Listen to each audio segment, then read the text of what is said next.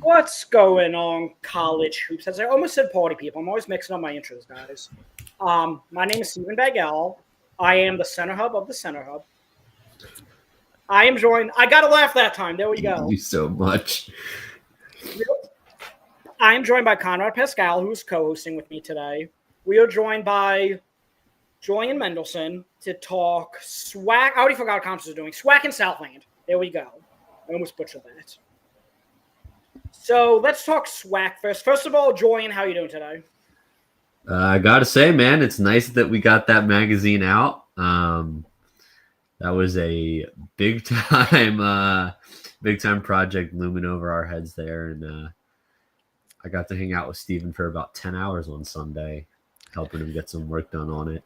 You guys, Julian, you left before my Adobe that was trying to combine the 413-page file kept crashing.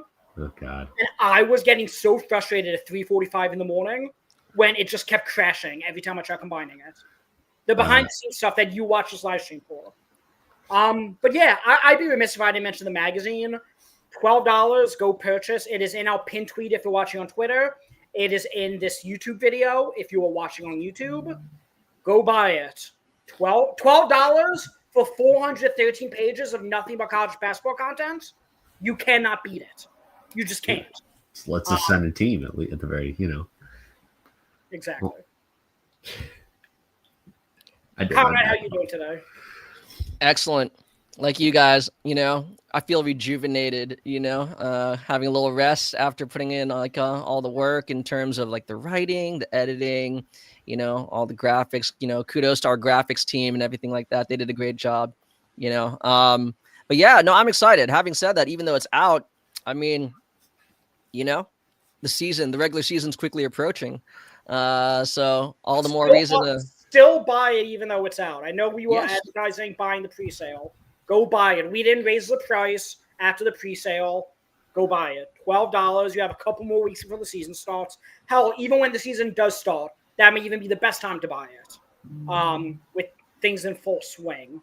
So let's talk SWAC first. I'm actually pulling up right now, sharing. Can you guys see that? Yes, sir. Yep. So this, first of all, shout out to our graphics team. Shout out to Cooper and Stone and Alexa for rocking it. But this is SWAC by yours truly, Julian Mendelsohn. We see Bethune-Cookman won, and I'm also going to put up the AP, or not the AP poll, the SWAC Media Day as well to compare. This is what the magazine looks like. This is Julian's predictions. Obviously, I'm going down to player of the year. Zion Harmon is back at Bethune-Cookman. Jordan, where was he before? Because I know he was at Bethune. He's a boomerang transfer, correct? Yeah, he went to Seton Hall for a year. That's right. Okay. And it didn't really work out, and so he. I think there's another boomerang transfer, Jacoby Hetty, who also went to UAB for a year. I think it was. But both of those guys were all SWAC when they were here in 2023, and are now back on Bethune-Cookman. And obviously, you see Dr. Bradley as well. He was at Pine Bluff. Now he's at Bethune-Cookman. Yeah. Dacian Ruffin is returning from Jackson State. I mean, like, this conference, for a low major, I think it's safe to call the SWAC a low major, at least traditionally. A lot of competition. Like, Julian, tell us first about Bethune-Cookman. Like, how much better are they than every other team in this conference? Talent-wise, I think, it's ridiculous what Reggie Theus was able to bring into the portal. Like, their starting five is ridiculous. They also brought in, for those who don't know, Arterio Morris, who, controversy aside, very talented basketball player. So they have, a big four of Harmon, who was an all-conference player at one point in the SWAC, Hetty, an all-conference player at one point in the SWAC, Dr. Bradley, who's, again, controversy aside, a phenomenal basketball player, and in the games he played in the SWAC was dropping almost 20 points a game. You got Morris, and they also brought back Daniel Ruzan, who was a key front court piece for them last year as well, and a couple of other returners. They're honestly a mid-major caliber team, in my opinion, with the talent that they have on the roster this season. I do think that's going to be an interesting locker room to look in on for sure. And it's also going to be interesting to see, you have a couple of guys in Hetty and Harmon who, kind of had frustrating seasons last year at Seton Hall and UAB. So it's going to be interesting to see how they bounce back, if they feel like they're back home, how it kind of goes for them being back in the SWAC. But I do think on paper, you can see I have Southern in there because Southern was fantastic last year as well, and they bring back a lot of guys. But I think talent-wise, Bethune-Cookman is honestly, it would not shock me, and this sounds crazy to say, talking about a SWAC team, if Cookman is good enough that they get better than a 16 seed and they knock somebody off in the tournament they're not supposed to. They're that good. I was going to say, what seed are they? Let's say they get the auto bid. What are they, a 14 or 15 seed? I think they could be, yes. Yeah, I was going to say, like, the South, it's ironic I'm actually bringing up the Southland because that's the other conference we're talking about tonight. The Southland was considered a low major until Will Wade came there and made McNeese one of the better mid-majors. That conference skyrocketed up the KenPom rankings overall. So, like, maybe, Bethune-Cookman, like, even though they're in a low major conference, could pull off maybe a 13 seed and, seriously start doing some damage. Well, I think that actually brings up, not to cut you off, but that brings up an interesting point there because, I was talking to a couple of these. I only got to talk to two of the coaches in the SWAC this year, but one of them said something really interesting, which was like, a lot of the reason the SWAC gets the route that it does is because they play so many bye games early in the season, to raise money for the school and stuff like that. And so they have pretty porous records. But if you get the direct quote was, if you put us on a neutral court, SWAC teams win.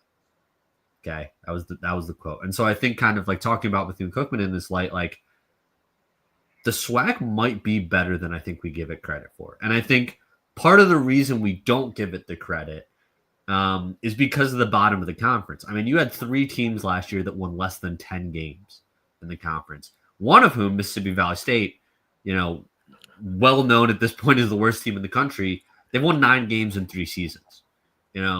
Prairie View, A&M, and Pine Bluff are not much better, right? And I think those 3 teams on their own, kind of take away from, some of the teams at the top of the conference that are legitimate. Alabama State last year beat a couple of teams that made the NCAA tournament. They beat Lamar. Well, Lamar didn't make it, but Lamar was close. And they beat Omaha, both on neutral courts, right? And those are, viewed as better conferences. And Bama State was, the champions of the SWAC last year. So I think it is interesting, talking about, the SWAC potentially rising up the ranks. So I think that it's better than people give it credit for in general, just because, of the bottom of the conference. Shout out to Mississippi Valley State, who tweeted out the men's basketball preseason poll.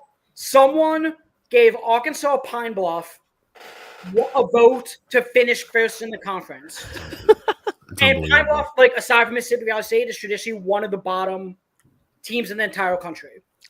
They tweeted Mississippi Valley State, who voted UAPB first place, crying emojis. I saw that. I thought it was the funniest thing. Like, it's hilarious. Somebody had to have like clicked the, like the multiple choice wrong or something. So, or can you vote for yourself? I probably not, but I would hope not. So, Julian, my follow-up is, we talked a lot about, not Pine Bluff, Bethune-Cookman so far. Southern, if we look at KenPom rankings, Southern is 164. Bethune-Cookman is next best at 236. That is a big difference. That's 72 spots. Now, Southern, I do know, and you could correct me if I'm wrong, Southern does have a lot of continuity, while Pine Bluff, or not, I keep saying Pine Bluff, while Bethune-Cookman has, they're not as good as being able to predict because of some of the uncertainty on the roster. Obviously, we're not going to get into it, but guys like Arturo Morris and Dr. Bradley, obviously both have had controversial careers this far. But Ken Palm also said he's not really much of a metric for predictions, like a predictive metric. So is it like a clear Bethune-Cookman 1, Southern 2, then the rest of the conference? Nothing, you're muted or something. Nope. Can you guys hear me? Sorry. Yes. Yep. You're good. My mic went unplug and plug. So here's the thing, though, about Southern. They're at the top of they're routinely towards the top of the conference. And yes, they've got the continuity. They're a very good team. Let me double check because I wrote it down in my write up here. But it's been a few years since they even won a conference tournament. I think it was in. I think they last won a conference tournament game like 2022, 21. So they have these regular seasons where they're fantastic. I mean, if you look last season, they were the best team in the conference last year, and they lost in the first round as the 1 seed. It's like a routine thing for them. So I do think, like, yes, during the regular season, Southern should be a team that competes. But, I mean, are they actually going to win a game in the conference tournament this year? Or is it just same old, same old? I don't know, especially when you have, the same guys year in, year out. And, yes, they have plenty of talent. Don't get me wrong. I think their starting 5 is legit. I think something really interesting about them is that Michael Jacobs, did not play a ton last year and was still a SWAC first teamer. He's obviously going to start this year for them.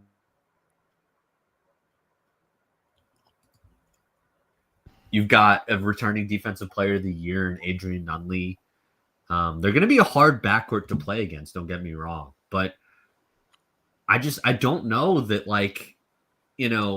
that backcourt beats Bethune-Cookman's or even a couple of the other teams in the conference, if I'm being honest. I mean, Deshaun Ruffin is phenomenal for Jackson State, and I think they're in the conversation as well, solely off the back of him returning for another season. It seems like all these polls, the SWAC's preseason poll, the AP, even yours, all kind of have Alabama State around the same ranking, which is kind of like around 4th, I guess. And as you said earlier, they ended up being the conference champion. They seem to have historically put it together at the end of the season. I know they had a lot of roster turnover this past offseason, but what do you actually do you think they'll be a factor, or is it too much, not enough roster attention that it's kind of like a rebuilding year?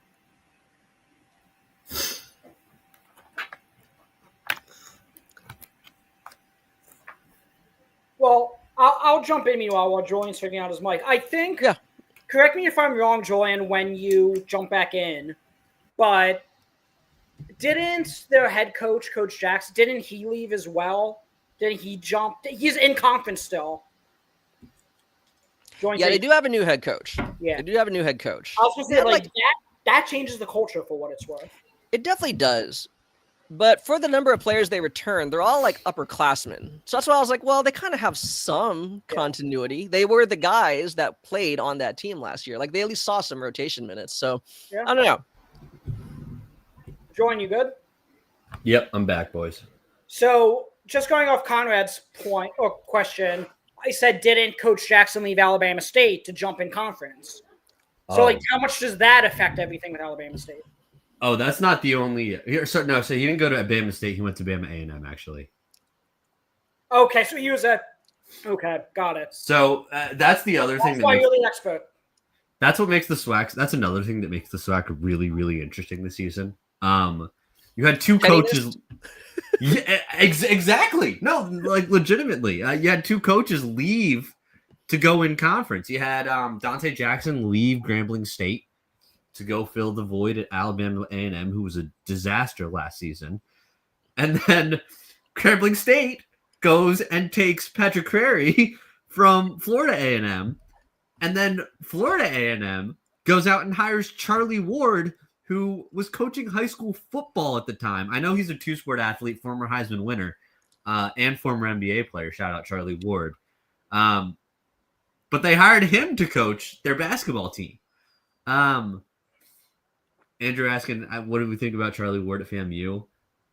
I have no idea what's going to happen with that team. Nice.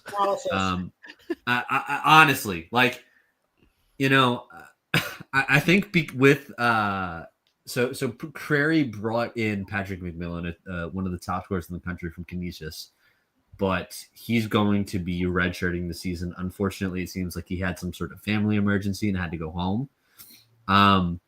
So I actually think there's a chance that they finish better than FAMU. FAMU finishes better than Grambling does.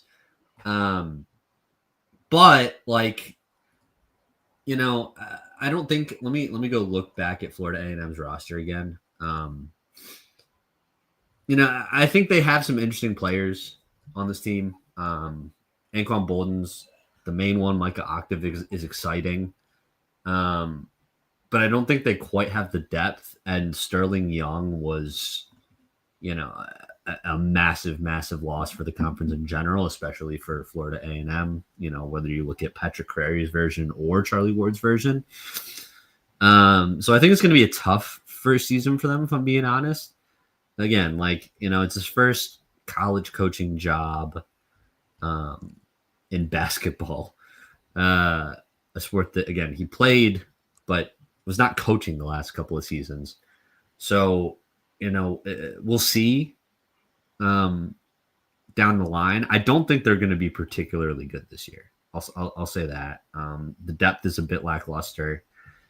And, you know, they lost Coffey in conference. Roger Coffey he followed Crary to Grambling State. I mean, I don't think they'll be bottom of the barrel. There's three teams that are. But I think out of the three teams in this coaching carousel, I think Alabama A&M is probably set up the best. You know, Crary's a very good head coach, and, you know, he's got a very unique style of play. He's a big pace and space guy, very explosive offense. But Dante Jackson won the conference with Grambling State before.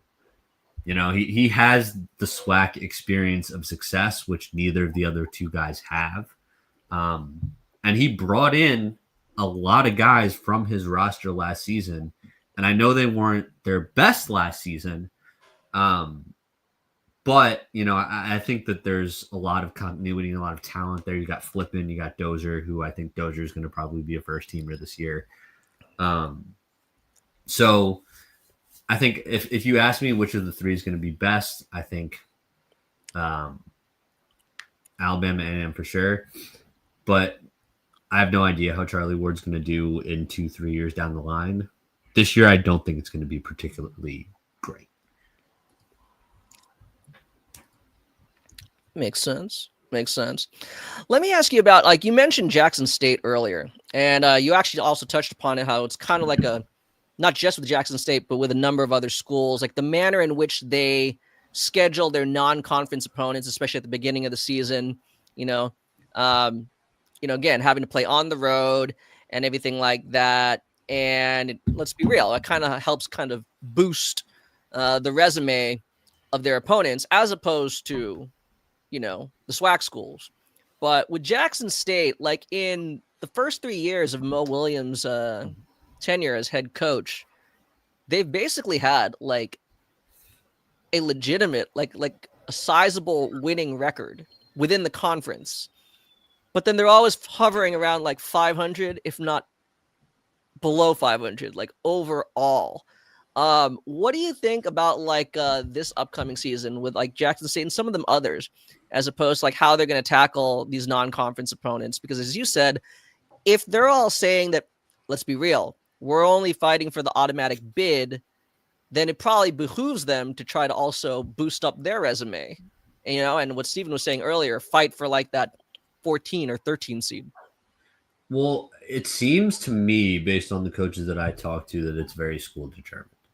The one of the coaches that I spoke with mentioned that, at one school he was able to, at his previous school when he was coaching, he played a lot more bye games than he's playing now. And again, I think he seemed like he was not a big fan of playing those bye games. I'm assuming a lot of the coaches in the conference aren't. I'm glad you mentioned Jackson State because they actually started 0-13. And that was all non-conference play. They didn't win a single game in non-con. And then, they get in the conference play and they go 14-4 and they finish second in the conference. That's what I'm saying. I mean, it's like, dude.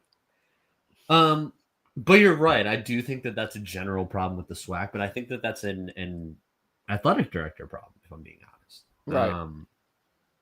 But I think, honestly, if you're a school like the SWAC, you should be boosting your resume against, like I said, Bama State beat Lamar and Omaha last year. Those are two very good mid-major wins, right? You should be playing those games on neutral courts as often as humanly possible, to try and lift up the conference and, give your teams opportunities to experience mid-major play. I don't think you gain a ton from these bye games if you're a team in general. And, obviously there's a couple of teams in here that I know gain a lot out of bye games financially. I'm not going to name names. Everyone knows what I'm talking about. But I in all seriousness, like, for the conference as a whole, like, the committee is going to give you points for beating other teams that are mid-majors. And that could be the difference between playing, Cooper Flagg's Duke in the first round and, like, maybe a 4 seed like Oregon that everyone thinks you can beat, or like a 4 seed like Clemson that everyone thinks you can beat, And I think that's kind of what the SWAC needs to start doing. And I think a lot of conferences, should be learning this. I think bye games are a big problem in general in college sports, if we want to, get into the nitty gritty of it. But for the SWAC especially, I think it really has impacted the resume of the conference a lot because they get killed in these bye games. Right. Okay. Conrad, do you have anything else for the SWAC specifically? Yeah, I mean, like, again, it's like, as we were saying, right? Like all those different, like your personal rankings, the AP, the SWAC's like conference rankings or preseason rankings, they all have the same 4. So clearly you're not crazy. And I know you didn't peak. You unveiled yours before they did. But do you think there is a team, like, again, like the proverbial sleeper, a kind of team that's being somewhat overlooked or really does have the potential to finish way higher in the standings? And by why way higher too, it's like relative term, right? Like the difference between first in the conference, and fifth is like what, 2 games, which is not insignificant, but it's also not insurmountable. Yeah, I mean, I know I mentioned Bama A&M before, but I actually wouldn't be shocked if they finished in the top 4 in the conference. Because it really is just a lot of Grambling State's roster coming over. To be honest with you, I also would not be too surprised if Texas Southern had a decent season. But I really don't think, and the only team that I think would be movable, and I don't think they're going to be moved, would be Alabama State, just because you really kind of have to hope that their new backcourt trio is just as good as last year's backcourt trio was. And last year's backcourt trio, had one of the best turnover percentages in the country. You know, they really took care of the ball. So I think Tony Madlock is capable of, bringing this Bama State team back to the top 4 in the SWAC. But the only team that I think Jackson State, Southern, and Bethune-Cookman are very, very solid top 3. Like I said, I think in all likelihood, Bama State finishes in the top 4. I still think they're more than capable of doing that. But I could see Bama A&M sneaking in there just above them if things work out with Dante Jackson. Cool. Shout out to the 2 people that just bought the magazine, by the way. Okay, wow. You guys rock. That's hell yeah, dude. Nice. Real quick. I got 2 more questions then. All right. What are your thoughts about Alcorn State? Because I feel the manner in which they win games is really interesting. I don't think they're particularly good. I really don't. I don't think they're not the worst. Again, definitely not the worst. I don't see them having the level of talent that, really ascends them to the top 4. I don't think they're capable of winning enough games to get them to the top 4. I'll keep it pretty simple at that. Like, I think they're okay. Like it is weird. Like usually with these low major conferences, especially, it's a lot more of a crapshoot. I feel pretty confident that, where I have these teams is, look, I'm not saying I'm going to go 12 for 12, but I wouldn't be shocked if I went like 8 or 9 for 12 and had like a lot of the the teams that I get wrong in like the same bracket. I think Alcorn State's in that second tier. Definitely. When I was actually, so for everyone who's like watching now, I actually edited Julian's team profile. So I edited the SWAC for him. And so when I was reading it, like I wanted to, kind of, not that Julian is untrustworthy, but I was just kind of checking out like some of the stats and everything. Like they're one of the teams in the nation that had like the most like 3-4 minute scoring droughts, and yet they have a winning record in the SWAC. That's what I'm saying. The manner in which they win games is incredible. Well, they're defensively, actually we'll see this year. Because Jake Morton is now the head coach there. So it's probably going to be a bit different. Yeah.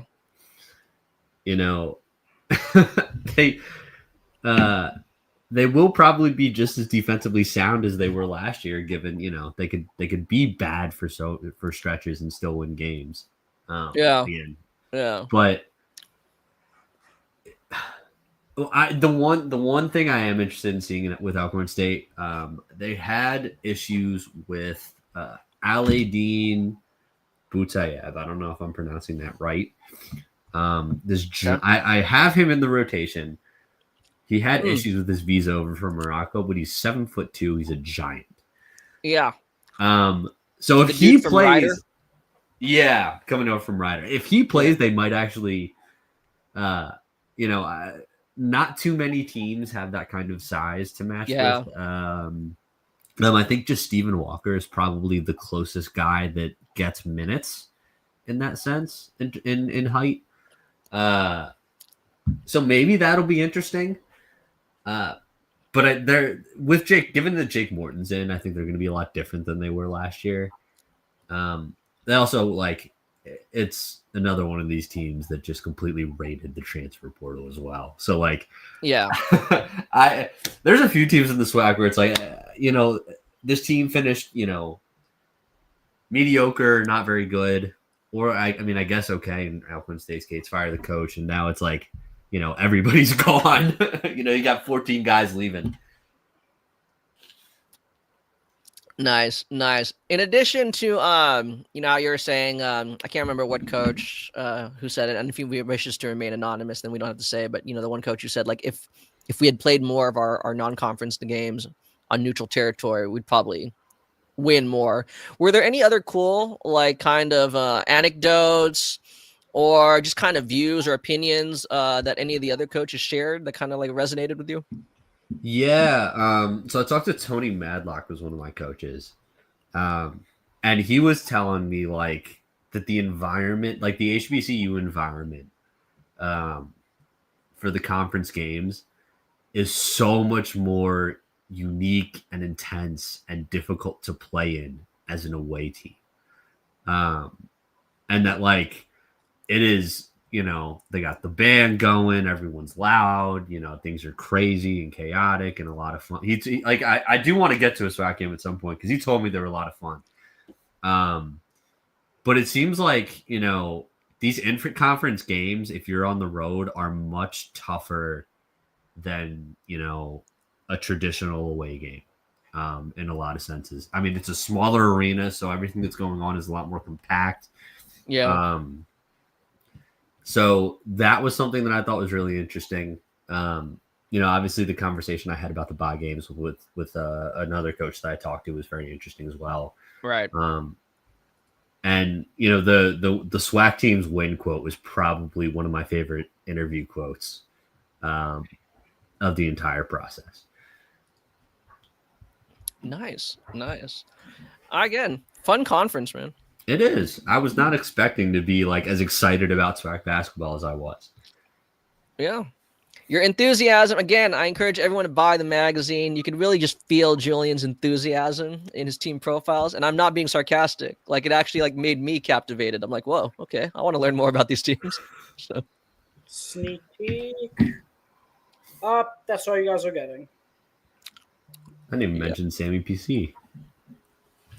Or as I would call him. Oh, God. Nope. We're going to move on to the Southland now. All right. there we go. So the Southland for the last couple of years, I just mentioned it a little bit ago, in terms of they were like definitely a low major conference, and then McNeese made them into, you know, a relevant conference. They won an NCAA tournament game, McNeese. They did.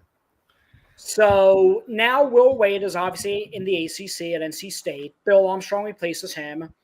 Is it still McNeese and everyone else in the Southland? Or, I mean, how has the Southland evolved since Will Wade has left this offseason? You know, I actually don't think it changed too much, if I'm being honest. Not like, so I think the difference is I actually think that I don't actually have McNeese as the best team in the conference anymore this year. I know Bill Armstrong is, you know, a Will Wade disciple. I know they're bringing back Javon Garcia. And Steven, anytime I say that McNeese is not going to be the best team in the conference, Steven constantly mentions to me, well, they're bringing back Javon Garcia. I know they're bringing back Javon Garcia, Steven. I would hope you know that. You wrote them for the magazine. But, like, I will say, like, I think Lamar's the better team. I think they have a player of the caliber of Javon Garcia and Davion Bailey. They have a lot more returners. They have continuity. They've brought in a couple really talented guys. They have Ian Lowe was getting a lot of playing time over in the Puerto Rico tournament that they went down to and had success in. I think this Lamar team is for real in the Southland this year. That's not to say I don't, you know, as you can see in my standings here, I don't think McNeese is going to be out of it by any stretch of the imagination. I think it'll be pretty close. But I do think Lamar's a little bit better than McNeese right now. A little bit. Bless you. Thank you. So we're looking at all conference teams here. Obviously, Javon Garcia is back. We just alluded to that. Davion Bailey was a player Julian was just referring to from Lamar. I mean, He's right up there.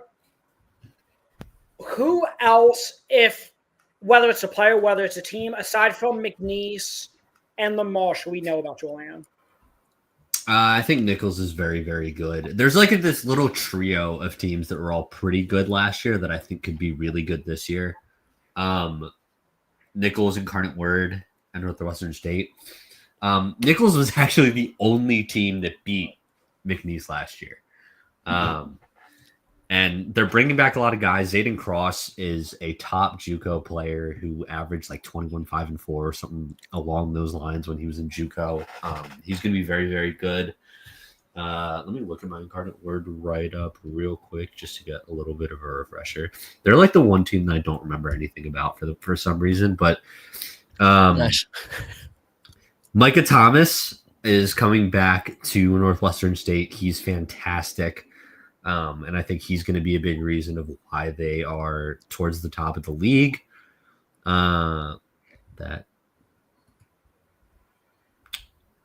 What? Oh boy. There's a little bit of a crossover here. Oh, why didn't? Okay. Yeah, they got Taj Savesky and Labetis in Incarnate Word. I think those guys are both very, very good from smaller conferences as well. But yeah, I think those are probably the next three.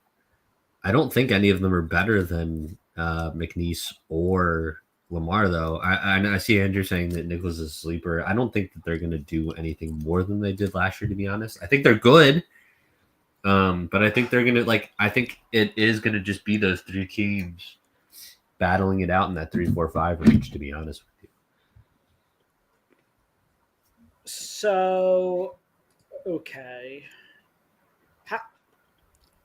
The Southland is actually one of the few conferences that we struggle to get, some coach interviews in. I was going to ask, what insight you gained from any of those interviews, but unfortunately, it was a little difficult to make happen. But we did interview 110 coaches across the country, so go purchase the magazine for that reason alone. That's $12. Again, link is in our Twitter bio on our pinned tweets. Link is in this YouTube video if you're watching on YouTube. Go purchase. $12, 413 pages. You can't beat it. Conrad, do you have any follow-up for the SWAC? Or Southland, sorry. Yeah, what's your outlook for Corpus Christi? Because, statistically speaking, they were one of the best teams in the Southland, right? And yet, it's like they dropped 2 games. They dropped 2 games in conference. That was the difference right there, right? In terms of the seeding for, their conference tournament and everything like that. But in terms of you go ahead, look at, their KenPom numbers or whatever, right? Their net rating was second only to McNeese. I don't know. It's almost like they're under the radar just because they played competitive basketball and didn't win. I don't know. Well, they were good last season, but everybody's gone. Mm-hmm. Everybody. They retained 4 scholarship players, including no starters. And one of those 4 guys didn't play a single minute of college basketball last season. Nice. I don't think they had anyone who played more than 20 minutes a game last season coming back. So they really just got completely raided. They brought in a couple of I think Frank Getna and Shabogno. Goodness gracious, I can't pronounce his name. Shabogno.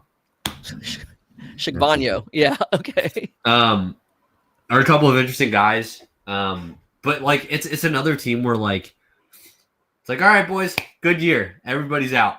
Next one, So I think Coach Shaw is going to be in for a tough time this season, which sucks because they were good. Again, I think they were 3rd in the conference last year, 3rd or 4th in the conference. They were towards the top. A very good team. Let me look at the standings real quick just to double check. Yeah, they were 4th. Yeah, they were towards the top of the conference last year. They're behind Incarnate Word, Lamar, and Nichols. Yeah. But look, when you lose that many guys on a team that kind of just, hasn't ever really been the team to beat in the conference, even while those guys were there, they've been good. But I just, the 4 teams ahead of them in the conference are really, really talented Southland teams. The 4 teams from last year. And then obviously you have Northwestern State bringing some guys back. And then honestly, one of my favorite teams in the conference, New Orleans. who I think is going to be a lot of fun to watch this season. They brought in some really interesting talent. And their GM, for those who don't know, is Master P. Nah. Yeah, I know they got some serious high major talent as well coming in. So I think like when you factor all that in, unfortunately, like maybe I'm wrong, and maybe Coach Shaw figures it out and they finish better than I expect them to. But it's rough, man. Like they got a lot of work to do, and a lot of rotation stuff to figure out. I don't know that they are going to be able to figure it out to the level of being a top half team in the conference.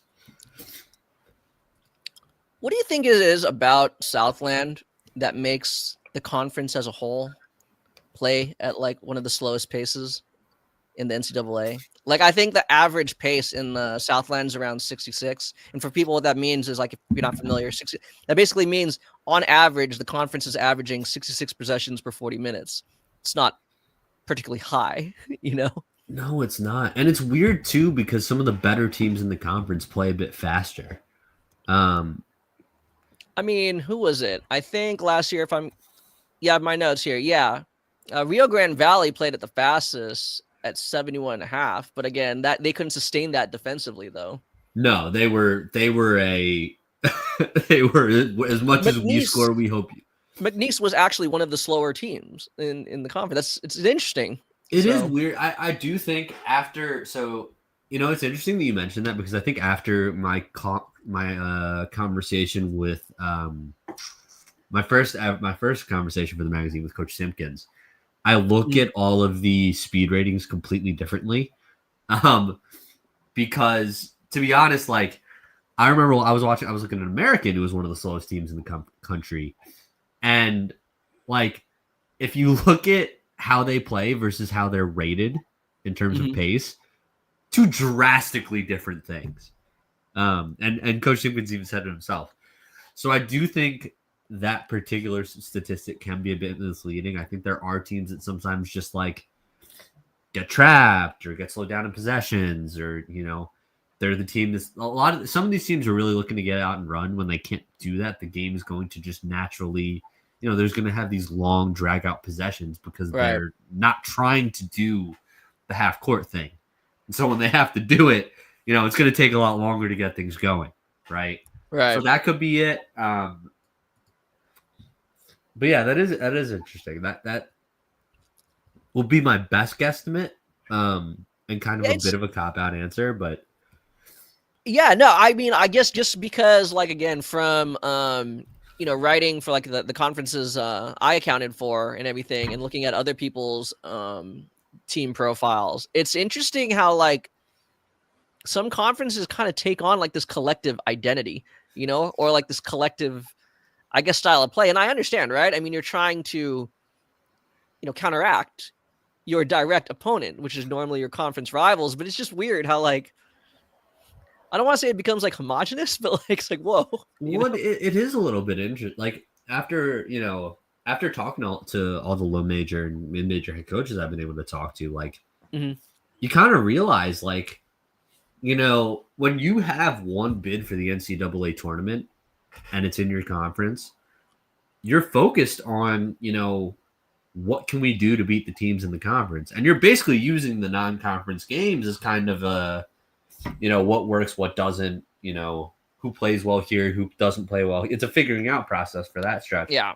But you're really focusing on, in the portal, in the off season, in the pre-conference game, like you're focusing on what are other teams doing in our conference and how can we beat that? And so I think that is kind of what happens in these low major conferences, whereas, in your Power 5 and your Group of 4 conferences, it's kind of just like, our goal is to win every game to build our resume as humanly possible. That's not the case, right? In a league like the Southland or the SWAC.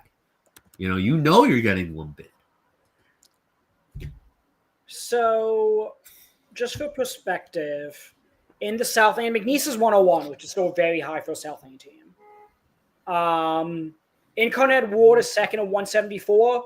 Lamar, who again Julian has finishing top of this conference, is 223, while Nichols is 225. I had it on my screen a second ago. Let me pull it back up. Friends of the Center Hub, partner of the Center Hub, CBB Analytics. Javon Garcia went with him on the court for McNeese. 98 percentile net rating, 95% offensive rating, 93% defensive rating percentiles. Now, that is a little skewed given, they play the majority of the games in the Southland, but, they played some good competition last year. As you see up here, they played Liberty, they played Santa Clara, they played Mississippi State. They played some good teams last year. Obviously, Clemson in the tournament. They beat them, then they played Purdue.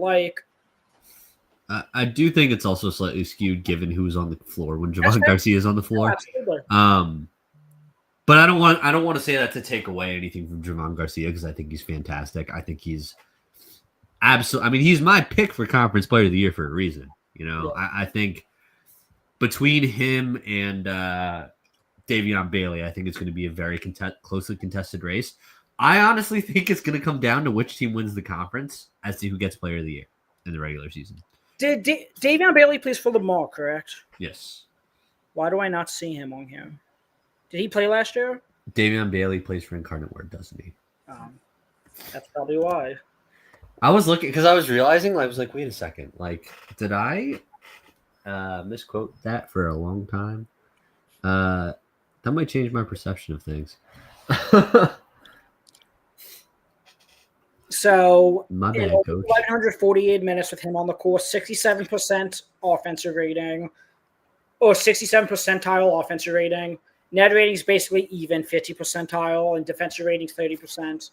Again, that, as we said, McNeese is a little skewed based off who was on the court with them. Bailey didn't have the same supporting cast, obviously, that Garcia had last year. No, he did not. And I still think Lamar is top of the league, even though I mixed up the Cardinals when I talked about Davion Bailey. It's funny because I wrote about it right. Oh, that's fine. I wrote about it right, and then in my head, I'm like, wait a second, what's going on here?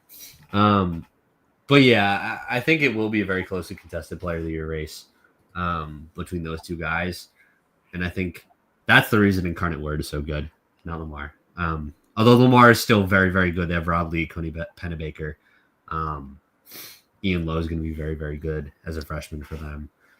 But yeah, it really will be. I still think it is kind of McNeese's conference to lose, if I'm being honest, as the defending champions. And that's not also, we didn't. Oh, we lost you, Julian. Okay. Oh, no. We also did.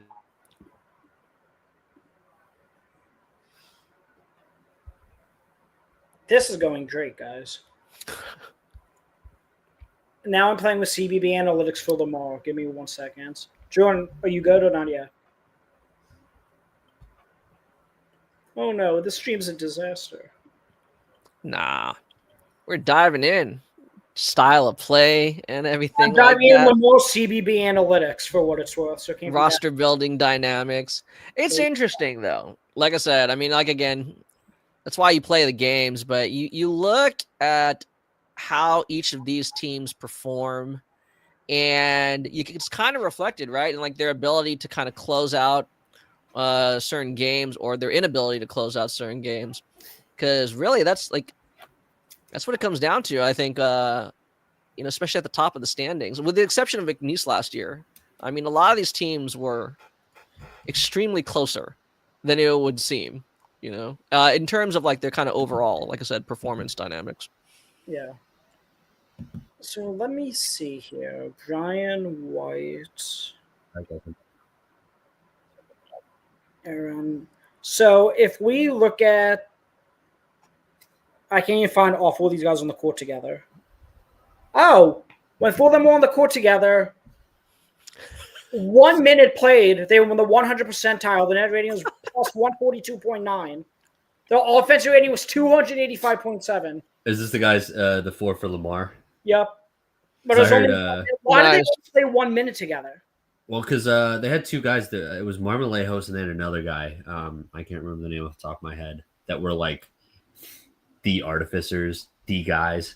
I know Marmolejos was a front court guy. I'm trying to remember who the other guy was off the top of my head. Jay Sean Jackson. Yes.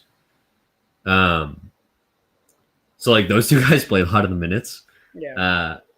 I think Knight also was injured for a lot of the season as well. If I remember correctly, Knight got injured.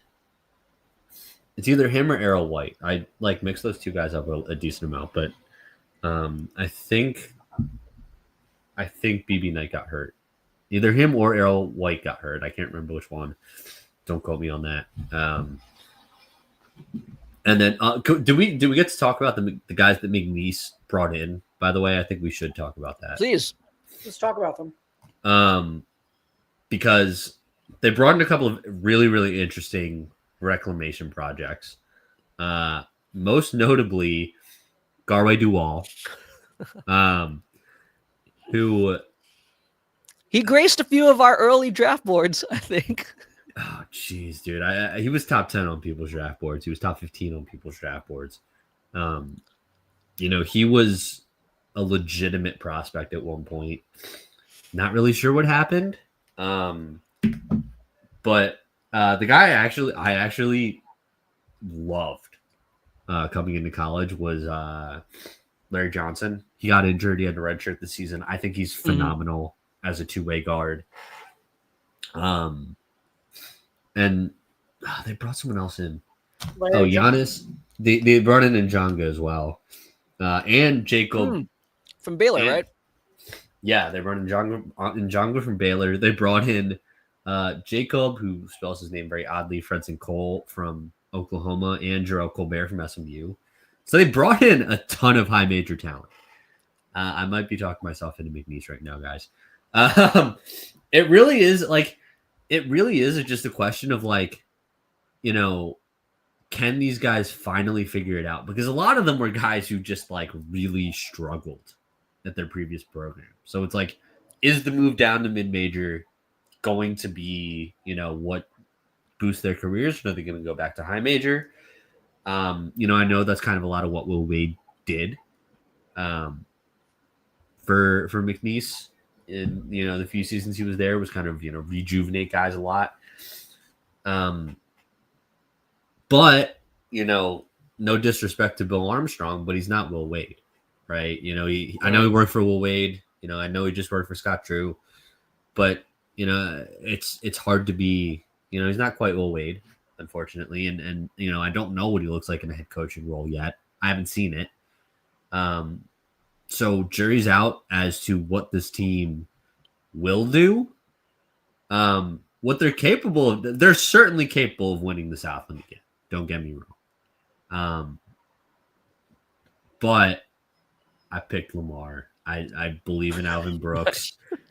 I do think that, the guys that Lamar has and the continuity that Lamar has and Alvin Brooks' experience in the conference, tired of being second fiddle, I think he's going to break through this year for these guys. And I think they're certainly capable of doing it. But, this roster that McNeese has is very, very exciting. And I would not be shocked if at least one of these guys was not putting up crazy numbers and back in the high major next year.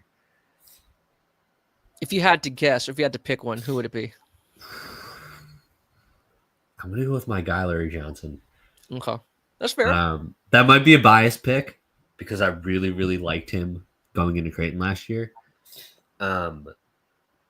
I think he's so talented as a two-way guard, ridiculously athletic. He can shoot the ball. He's, a really good rim pressure guy.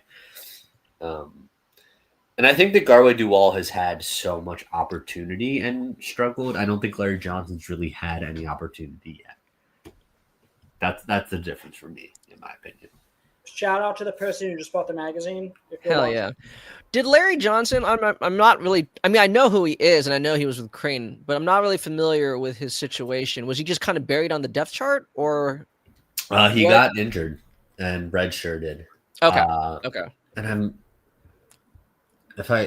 he got injured and redshirted. And I think he didn't really think he was going to get playing time this year is my guess. I don't know why, I don't know the ins and outs as to why he transferred, but yeah. Yeah, he got hurt preseason actually, Okay. and redshirted. I'm pretty sure. So, okay. Do we have anything else for the Southland? East Texas A&M should, or are they Commerce or they're A&M now, right? Commerce is East Texas A&M. Yes, and CC is Corpus Christi. Yeah, they changed their name, but they should change That's their cool. division. I don't know. I think that's cool. For those of you who don't know, they moved up to D1. They've been terrible since they moved up to D1, and they just signed I think 4-year extension to stay in D1. I'm not sure about this one, Coach. Yeah. Okay, well, for the next 4 years, we will be writing a team profile on them. And I think, let me hold on. There's one more really interesting one. Yes. The last interesting team that I think everyone should know about at the very least. Stephen F. Austin just came back into the SWAC last season as well. Right. They were in the WAC for 3 years. Didn't work. Came back. Were bad. Fired the head coach. And they have an interesting head coach. I remember me and Steven talked about this. Who was it they were expected to hire? They wanted, yeah, he's a D2 coach. Was it West Texas A&M's coach? I think so. But they ended up with Matt Brower, who's a Grant McCaffrey. Yeah, it was West Texas A&M's coach because their athletic director used to be the athletic director. Okay. At West Texas A&M. I think they have a West Texas A&M transfer as well, if I'm not mistaken. I think they do. Yeah. But they ended up with Matt Brower from Texas Tech.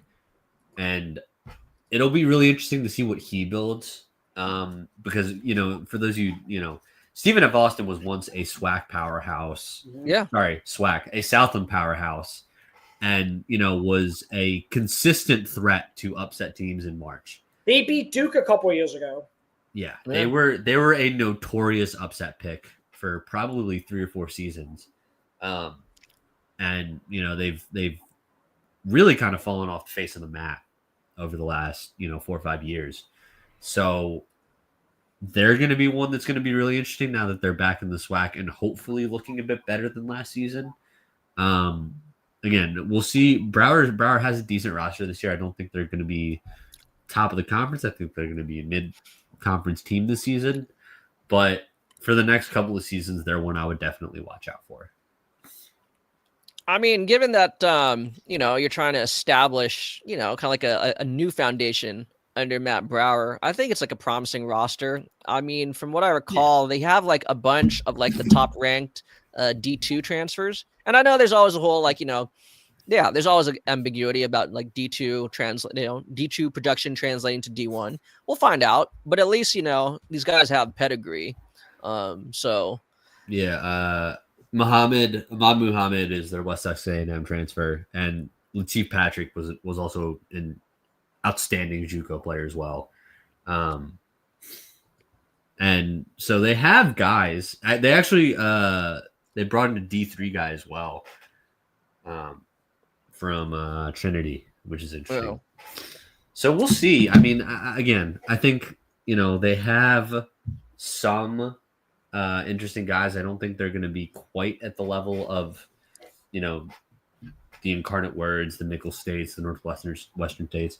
I just thought it was an interesting, little, anecdote that they're back in the conference and hopefully hoping to rebuild under a new head coach. Right.